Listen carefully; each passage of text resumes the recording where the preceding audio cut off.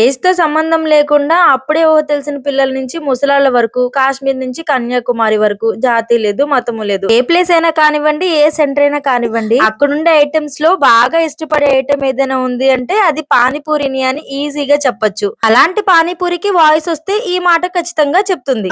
నేనంటే కాదన్న లేడీసే లేరమ్మా. ఇది నిజమనే ఒప్పుకోవాలి. జెంట్స్ కూడా ఇష్టం లేదని చెప్తారు, కానీ ఆ మాట చెప్పేది మాత్రం పానీపూరిలోంచి పానీ ఎక్కడి నుంచి తీసుకొస్తారో అన్న భయమే. అదే ఇంట్లో చేస్తే మాత్రం పూరి మీద పూరి, పూరి మీద పేరి నోట్లోకి తోసేస్తారు. అలాంటి పానీపూరిని ఇంట్లో ఈజీగా చేసుకుంటే, ఈజీ అని కాదు కొంచెం శ్రమతో చేసుకుంటే, బయట 200-300 అవ్వకుండా ఇంట్లోనే ఒక 100 రూపాయలతో ఈజీగా ఇంటిల్లిపాది తినొచ్చు.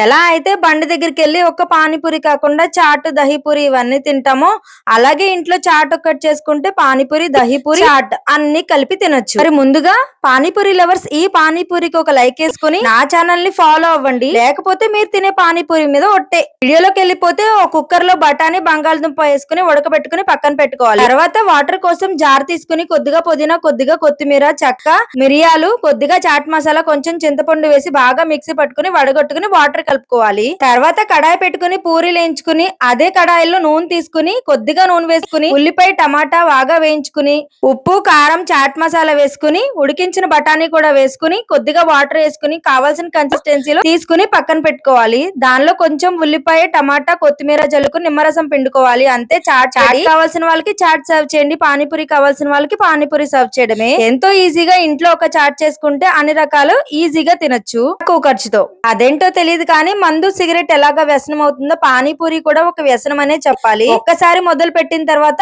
ఆపాలి అని అనిపించదు అనమాట. భలే చెప్పావు, నీకు హ్యాబిట్ ఉందా అని మాత్రం అడగండి. అలవాటు లేకపోయినా జస్ట్ రీచ్ కోసం చెప్పాను. ఉంటానండి, మరో వీడియోతో మళ్ళీ కలుద్దాం.